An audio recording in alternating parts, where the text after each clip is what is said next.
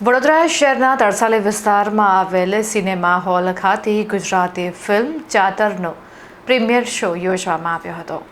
દિવ્ય તક્ષસના સહયોગથી ફનકાર ફિલ્મની પહેલી જ ગુજરાતી પિક્ચર ફિલ્મ્સ ચાતરનો પ્રીમિયર શો સિનેમા ખાતે પ્રસ્તુત કરવામાં આવ્યો.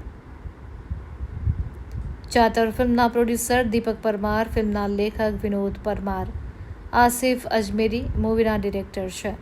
વિનોદ પરમાર સ્થિતિ સ્થાપકતા અને ગ્રામીણ બાળપણની વાર્તા એટલે ચાતર એ વિશ્વભરના અનેક ફિલ્મ ફેસ્ટિવલમાં પ્રવાસ કર્યો છે, જેવા કે officially selection SIFFCY 2025, smile international film festival for children's and youth India, officially selection Jagran film festival 2024 અને Cannes premiere. Chaatar film Gujarati ભાષામાં બનેલી આ ફિલ્મ છે જે સત્ય, નિર્દોષતા અને પરિવર્તનની ભાવના પર આધારિત શક્તિશાળી સ્ટોરી છે. ચાતર ફિલ્મ એ ખરેખર સ્કૂલમાં અભ્યાસ કરતા બાળકોને બતાવવા લાયક ફિલ્મ છે. ફેમિલી સાથે જોવા લાયક ફિલ્મ છે. ખૂબ સરસ સંદેશો આપતી આ ફિલ્મ છે. ચાતર ફિલ્મના પ્રીમિયરમાં ઘણા અનુયાયીઓ આવ્યા હતા.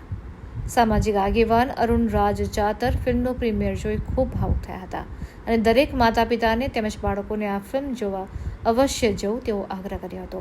વધુમાં તેમણે જણાવ્યું હતું કે તમામ દર્શકોને ચાતર ગુજરાતી ફિલ્મ જોવા માટે ખાસ જવું તેવો આગ્રહ કરવામાં આવે છે.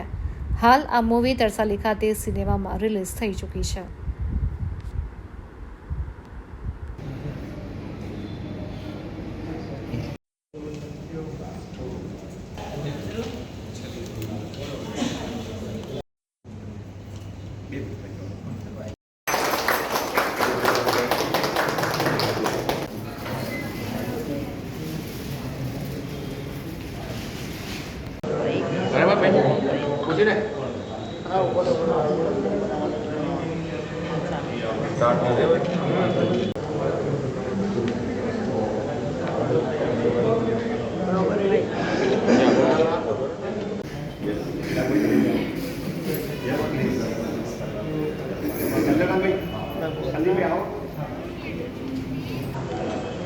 એકચ્યુઅલી શું છે, ચાતર એ આપણે આજથી બીજા વીકમાં પ્રવેશ કરી રહ્યું છે.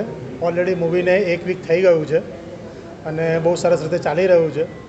તો આખા વડોદરાને અમે જાણ કરવા માંગતા હતા કે અમારું મૂવી 1 વીક આખા વડોદરામાં ફેમસ થયું છે અને બીજું વીક પણ કન્ટિન્યુ કરી રહ્યું છે, એટલે આજે આપ સૌને અહીંયા બોલાવ્યા છે.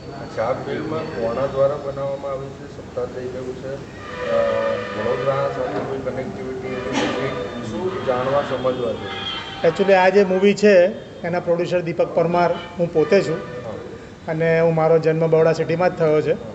અને જ્યારે મૂવી બનાવવાનું નક્કી કર્યું ત્યારે સમાજને એક સંદેશો આપવાનો પણ મારો હેતુ હતો. એટલે એને હેતુ એવો હતો કે આજકાલ બાળકોની બહુ જ સમસ્યાઓ હોય છે. આપણે તો ખાલી બાળકને એવું જ કહેતા હોય છે કે બેટા ભણી ગણી લે તારી લાઈફ સેટ છે, પણ એ જ બાળક જ્યારે ઘરની બહાર નીકળે ત્યારે એ બધું અલગ અલગ પ્રકારનું જુએ છે, ત્યારે એમાંથી પોતાનો રસ્તો શોધવાનો ટ્રાય કરતો હોય છે. અને એ જ અમારા મૂવીની વાર્તા છે કે એક બાળક એની આસપાસ થતી સમસ્યાઓનું કરી રીતે સમાધાન શોધે છે.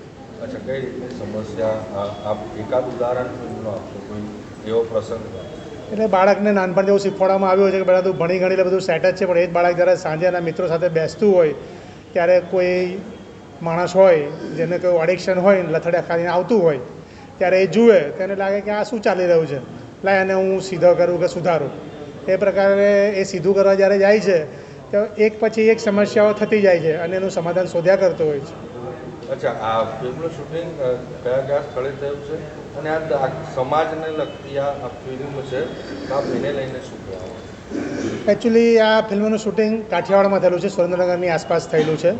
અને સમાજને આ મૂવી એક બહુ સરસ સંદેશો પહોંચાડે છે કે જે વસ્તુને તમે નાની ગણો છો એ બાળક માટે કેટલી મોટી સમસ્યા હોય છે અને બાળક એના માટે કેટલું સિરિયસલી વિચારતું હોય છે.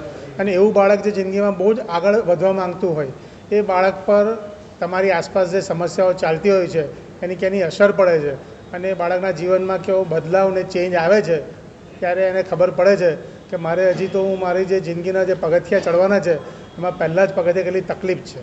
માતા પિતાને આપ શું કહેવા માગશો? દરેક હું દરેક માતા પિતાને કહેવા માંગીશ કે તમે તમારા બાળક સાથે આ પિક્ચર 100% જુઓ, જેનાથી બાળકને પણ કંઈક શીખવા મળશે. તમને પોતાને પણ વાલી તરીકે મારે મારા બાળકને કઈ રીતે ગાઈડ કરવું એની 100% જાણકારી મળશે. સાથે આ પિક્ચરમાં ફક્ત એક જ સંદેશો નથી આમાં માતા પિતા માટે પણ સંદેશો છે, સમાજ માટે પણ સંદેશો છે, બાળકો માટે પણ સંદેશો છે. બધા જ માટે કંઈક ને કંઈક આ મૂવીમાં છે. ભલે બાળક આ પિક્ચરનો હીરો છે, પરંતુ આ મૂવી આખા સમાજને કેન્દ્રિત કરીને બનાવવામાં આવેલું છે. કલાકારો કોઈ વડોદરાના ખરા જે બાળકનું પાત્ર ભજવે છે કે એની કોઈ પણ? આ પિક્ચરના જે કલાકારો છે, મૌલિન નાયક, કૌશંબી ભટ્ટ એ અમદાવાદના છે, બાળક છે હિરણી અમદાવાદનો છે. આ પિક્ચરમાં જે વિલનની ભૂમિકા ભજવી રહ્યા છે અનીશભાઈ એ બરોડાના છે. અને જે કલાકારો છે ફક્ત અમદાવાદના નહીં, વડોદરા, સુરત, જામનગર બધા જ એરિયાના કલાકારો આ મૂવીમાં ભાગ લીધેલો છે. એક સામાજિક કાર્યકર તરીકે મારો એક રોલ એવો છે કે જ્યારે આપણા વડોદરાના કોઈ યુવાન આવું મોટું સાહસ કરતા હોય, આજે ખબર છે કે કોઈ એક મૂવી બનાવ્યું એમાં કરોડો રૂપિયાનું ઇન્વેસ્ટમેન્ટ થતું હોય, જ્યારે આપણા ગુજરાતમાં બીજા પ્રદેશની બીજી પ્રાદેશિક ઘણી બધી ફિલ્મો હજારો કરોડના ધંધો કરે છે અને અત્યારે ગુજરાતી મૂવીનું જોવા જઈએ ને તો ગુજરાતી ફિલ્મ જે ક્ષેત્ર છે એમાં બહુ તકલીફ છે. ત્યારે જ્યારે આપણા કોઈ આવા યુવાન સાહસ કરતા હોય તો આપણે વડોદરાવાસીઓની અને ગુજરાતના દરેક ગુજરાતીઓની, દરેક ગુજરાતના લોકોની પહેલી ફરજ બની પડે છે કે આપણે એ લોકોને ઉત્સાહ વધારવો જોઈએ અને ચોક્કસ આપણે બધાએ એકવાર તો આ મૂવી જોવું જ જોઈએ કે જેનાથી અમને પ્રોત્સાહન મળે અને બીજા ગુજરાતી મૂવીઓ સારા બનાવે અને ગુજરાતના લોકોને બધાને આ ક્ષેત્રમાં આગળ વધવાનો એક ચાન્સ મળે. એટલે આજે અમે અમારી આખી ટીમને લઈને બધા આવેલા છે. મૂવી અમે જોયું, ખૂબ માણ્યું અને ખરેખર એના અંદર એક ચાતર એટલે એક નવો ચીલો પાડનાર.